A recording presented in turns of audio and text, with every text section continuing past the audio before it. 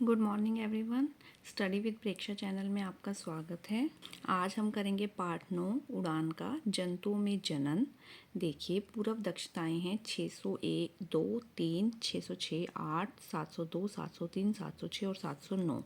और वर्तमान दक्षता है 801, 802, 805 और 809।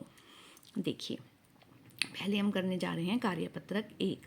क्या आने ये चीज़ें क्या आपने ये चीज़ें पहले देखी हैं? नहीं।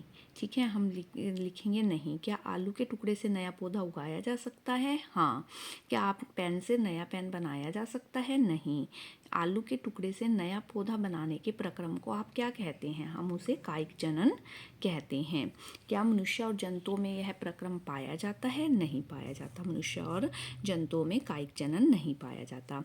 अब नीचे दिए गए चित्र में आपको जो है फूल का चित्र दिया गया है, उसके भाग लिखने हैं। ये तो बहुत सारी वीडियोस में पहले से ही अवेलेबल है मेरी।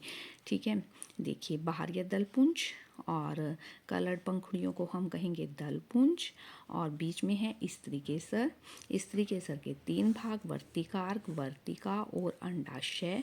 ये तीनों पार्ट किसके हैं? ये तीनों पार्ट स्त्री केसर के हैं। ठीक है ना, ये तीनों पार्ट किसके हैं? स्त्री केसर के हैं। प्राक्कन, पुंकेसर, प्रागतंतु। प्राक्कन और प्रागतंतु किसके भाग हैं? ये दोनों पुंकेसर के भाग हैं। ठीक है, ये आपको सारे नाम इसमें लिखने हैं। इसके बाद हम अगले क्वेश्चन की तरफ चलते हैं। पुष्प के नर जनन भाग को हम पुंकेसर कहते हैं, मादा जनन भाग को हम स्त्री केसर कहते हैं। वो आपको पहचानना है। ये जो बीच में है वो मादा जनन भाग है, जिसे हम स्त्री केसर कहेंगे। साइड में लगे हुए हैं ये पुंकेसर हैं। नर जनन अंग और मादा जनन अंग किस प्रकार जनन में सहायक, कौन से प्रकार के जनन में सहायक होते हैं? वो लैंगिक जनन में सहायक होते हैं। लैंगिक जनन और अलैंगिक जनन। लैंगिक जनन जिसमें दोनों लिंगों की पुंकेसर और स्त्री केसर दोनों की आवश्यकता होती है। अलैंगिक जनन जिसमें लैंगिक अंगों की आवश्यकता नहीं होती। जैसे आप गुलाब का पौधा है वो हम तने से लगा लेते हैं। ठीक है ना, उसकी एक वो काट कर लगाते हैं, उसे हम अलैंगिक जनन कहते हैं। आलू है वो हम आलू की आँख से लगा लेते हैं, उसे हम अलैंगिक जनन कहते हैं, जिसमें लिंग की आवश्यकता नहीं होती। कार्यपत्रक 3 करेंगे। सभी जंतु अपने जैसी संतान पैदा करते हैं। नीचे दी गई तालिका में जंतु और उसकी संतति के बारे में दिया गया है, आपको सही मिलान करना है। मनुष्य का क्या होता है? शिशु होता है। बिल्ली का क्या होता है? बिलोटा होता है। मुर्गी का चूजा होता है। गाय का बछड़ा होता है। अगला, नीचे रेशम के कीट के जीवन चक्र को दर्शाया गया है, उसकी सभी अवस्थाओं के नाम आपने लिखने हैं। ये क्या है? संपूर्ण कीट है, मतलब पूरी बड़ी तितली है। उसके बाद उसने अंडे दिए।